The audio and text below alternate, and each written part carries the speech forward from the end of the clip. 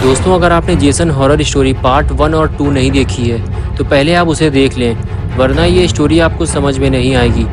पिछली वीडियो में आप लोगों ने देखा था गुल्ली बुल्ली और मिशेल जेसन से अपनी जान बचाकर भागने की फिराक में थे, लेकिन गाड़ी में पेट्रोल ना के बराबर बचा हुआ था और जेसन भी गाड़ी के बिल्कुल करीब पहुंच चुका था। और इसी हड़बड़ाहट की वजह से मिशेल गाड़ी स्टार्ट नहीं कर पाती और पकड़ी जाती है। और फिर जेसन मिशेल के साथ क्या करता है वो आप खुद ही देख लीजिए।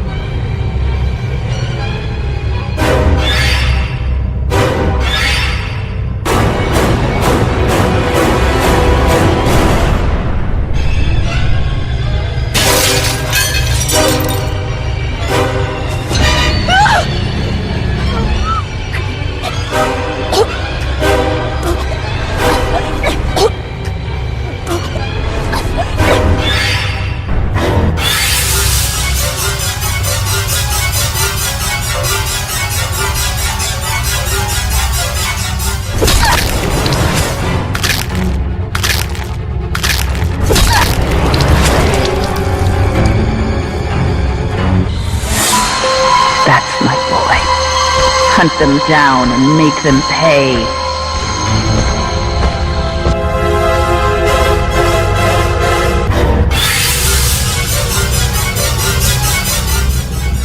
और अब आगे की स्टोरी देखते हैं। गुल्ली और बुल्ली की किस्मत अच्छी है कि ये दोनों गाड़ी से बाहर निकलकर भागने में कामयाब हो गए, वरना जेसन इन दोनों को भी मिशेल की तरह मार डालता। लेकिन जेसन इतनी आसानी से तो इन दोनों को यहाँ से नहीं जाने देगा। ये पूरा एरिया जेसन का है और जेसन यहाँ आने वाले किसी भी इंसान को जिंदा नहीं छोड़ता, तो फिर वो गुल्ली और बुल्ली को जिंदा कैसे छोड़ सकता है। जेसन 5 लोगों को पहले ही मार चुका है और अब वो गुल्ली और बुल्ली के पीछे जा रहा है। लेकिन गुल्ली और बुल्ली कब तक अपनी जान बचाकर भागते रहेंगे? इन दोनों को इस एरिया से बाहर निकलना होगा, लेकिन कैसे? क्योंकि गुल्ली बुल्ली के स्कूटर में पेट्रोल ही नहीं है और कार का पेट्रोल भी खत्म हो चुका है। लेकिन हाँ, केविन ने मरने से पहले बताया था कि गाड़ी में थोड़ा पेट्रोल है। अगर कार स्टार्ट हो गई तो गुल्ली और बुल्ली यहाँ से निकल सकते हैं। गुल्ली और बुल्ली भागते हुए एक घर के पीछे छुप जाते हैं। तभी बुल्ली के दिमाग में एक आइडिया आता है। वो गुल्ली से कहता है कि गुल्ली, क्या तुम कार स्टार्ट कर सकते हो? लेकिन मिशेल उसे स्टार्ट नहीं कर पाई थी और जेसन ने उसे मार डाला। गुल्ली कहता है, हाँ मैं कर सकता हूँ, लेकिन मुझे थोड़ा टाइम चाहिए होगा। लेकिन जेसन बहुत तेज़ी से गुल्ली और बुल्ली की तरफ ही आ रहा है। ये देखते ही बुल्ली गुल्ली से कहता है कि तुम जाकर गाड़ी स्टार्ट करो, मैं जेसन को दूसरी तरफ लेकर जाता हूँ। ये कहकर बुल्ली दूसरी तरफ चला जाता है और गुल्ली गाड़ी की तरफ जाता है। जेसन बुल्ली को भागते हुए देखता है तो वो भी उसके पीछे पीछे चला जाता है। बुल्ली भागते हुए जेसन को अपने साथ गुल्ली से दूर ले जाने की कोशिश करता है ताकि जेसन गुल्ली के करीब ना जा सके और उसे गाड़ी स्टार्ट करने का मौका मिल जाए। और इधर गुल्ली गाड़ी को स्टार्ट करने की कोशिश कर रहा है, लेकिन वो डरा हुआ भी है। गाड़ी स्टार्ट करते हुए कभी वो अंदर की तरफ देखता है तो कभी बाहर की तरफ। और इधर बुल्ली दौड़ते दौड़ते थक चुका है। अगर गाड़ी थोड़ी देर में स्टार्ट नहीं हुई तो बुल्ली आखिर कब तक दौड़ता रहेगा? गुल्ली की मेहनत रंग लाई और गुल्ली ने अपने हाथ पैर हिला हिलाकर गाड़ी के अंजर पंजर ढीले कर दिए और गाड़ी स्टार्ट हो गई। और फिर गुल्ली गाड़ी से बाहर निकलकर बुल्ली को ढूंढने की कोशिश करता है। तभी सामने बुल्ली दौड़ता हुआ नजर आता है। गुल्ली हाथ हिलाकर उसे बुलाने की कोशिश करता है और फिर बुल्ली भागता हुआ गाड़ी में जाकर बैठ जाता है। गुल्ली और बुल्ली को जल्दी यहाँ से निकलना होगा, वरना कोई और मुसीबत यहाँ आ जाएगी। लगता है आ गई।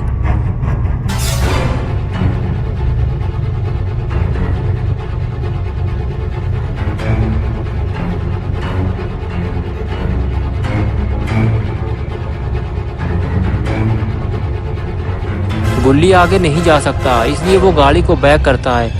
उसे जो भी रास्ता नजर आए उसे निकल लेना चाहिए ताकि वो जेसन से दूर जा सके।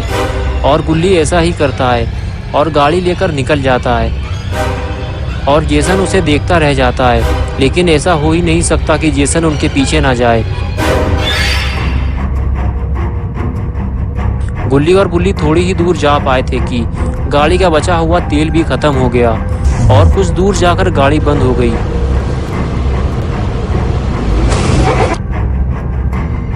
बुल्ली कहने लगा, क्या हुआ गुल्ली, तुमने गाड़ी क्यों रोक दी? जेसन हमसे ज़्यादा दूर नहीं है। गुल्ली बोला, हाँ पता है, लेकिन क्या करूं, गाड़ी का बचा कुचा तेल भी खत्म हो गया आज की रात हमें यहीं गुजारनी पड़ेगी। बुल्ली बोला, क्या आज की रात हम यहाँ गुजारेंगे? लेकिन हमें तो ये भी नहीं पता कि ये कौन सी जगह है। और फिर गुल्ली और बुल्ली दोनों गाड़ी से बाहर निकलकर उस जगह को देखते हैं।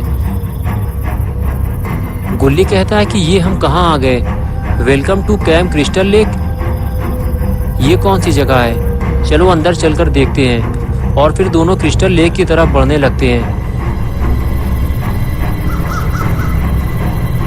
गुल्ली कहता है कि मुझे लगता है कि आसपास जरूर कोई झील होगी जिसका नाम होगा क्रिस्टल झील। बुल्ली बोला, हाँ मुझे भी ऐसा ही लगता है। और इस तरह दोनों बातें करते हुए आगे बढ़ते रहते हैं। और तभी अचानक उनकी नज़र सामने खड़ी हुई कार पर पड़ती है जो उनके ठीक सामने खड़ी हुई है और उस पर कोई लेटा भी हुआ है। ये देखकर गुल्ली और बुल्ली को सुकून मिला कि वो दोनों अकेले नहीं हैं, एक और इंसान उनके साथ है। और फिर दोनों उस इंसान की तरफ बढ़ते हैं, इस उम्मीद के साथ कि वो इन दोनों की मदद ज़रूर करेगा क्योंकि उसके पास कार भी है। गुल्ली पास जाकर उसे उठाता है और जैसे ही वो उठता है गुल्ली उससे कहता है कि क्या तुम हमारी मदद कर सकते हो? हमें तुम्हारी मदद की ज़रूरत है। हमारी कार का पेट्रोल ख़त्म हो गया है और वो खूनी जेसन हम दोनों को मारना चाहता है। बुल्ली बोला, तुम हमें घर तक छोड़ दो वरना हमारे साथ साथ वो तुम्हें भी मार डालेगा।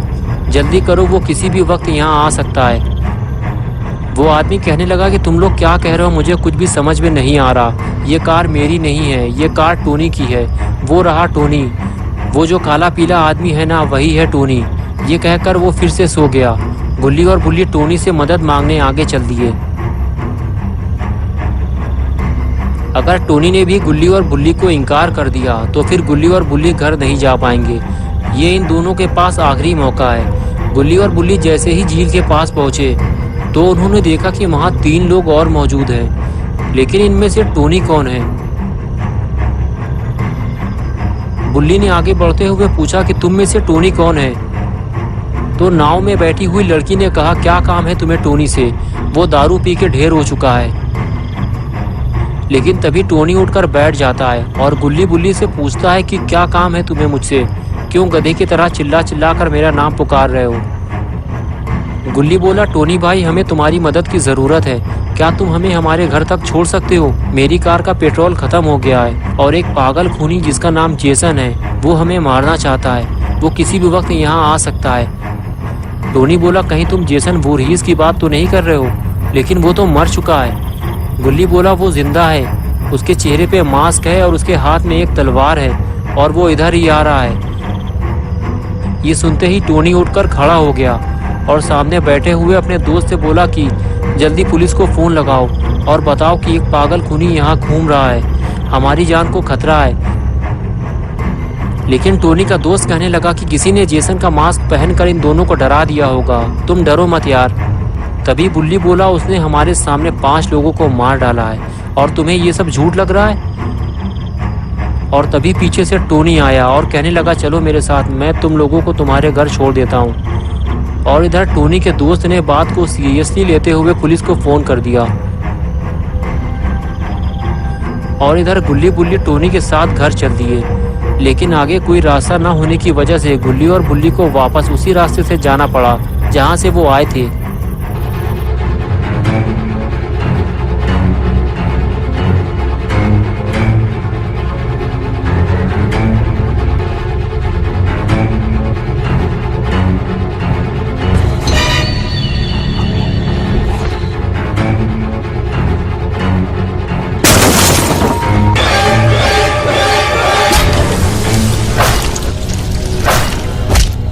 Make mommy proud, Jason. Don't let them escape. Jason ने टोनी को मार डाला। ये देखकर गुल्ली और बुल्ली गाड़ी से निकलकर बाहर भागे। जेसन इतनी जल्दी यहाँ पहुँच जाएगा ये तो गुल्ली और बुल्ली ने सोचा ही नहीं था।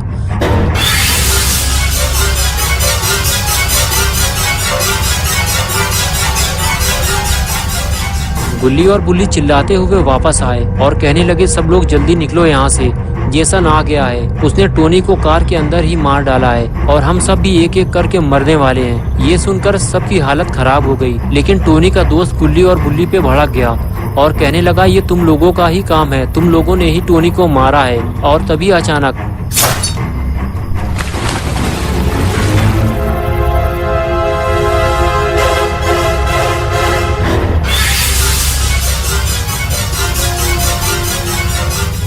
वो लड़की कहती है उसे गोली मार दो।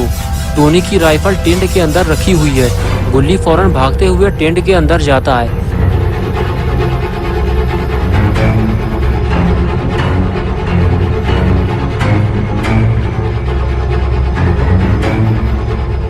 लेकिन बुल्ली एक बेवकूफ़ी कर देता है। वो दौड़कर जेसन को एक जोरदार किक मारता है, लेकिन जेसन पर उस किक का कोई असर नहीं होता।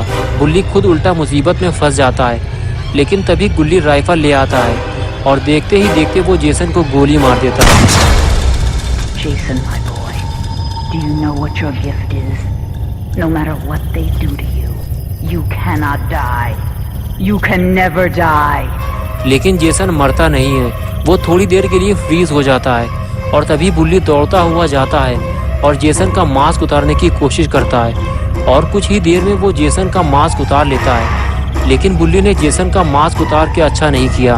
तो क्या होगा अब गुल्ली बुल्ली के साथ, और आखिर क्यों मारता है जेसन बेकसूर लोगों को, ये हम देखेंगे पार्ट 4 में। तो दोस्तों, अगर आपको ये स्टोरी अच्छी लगी है और आप पार्ट 4 देखना चाहते हैं तो इस वीडियो को लाइक करें, चैनल को सब्सक्राइब करना और बेल आइकन दबाना ना भूलें।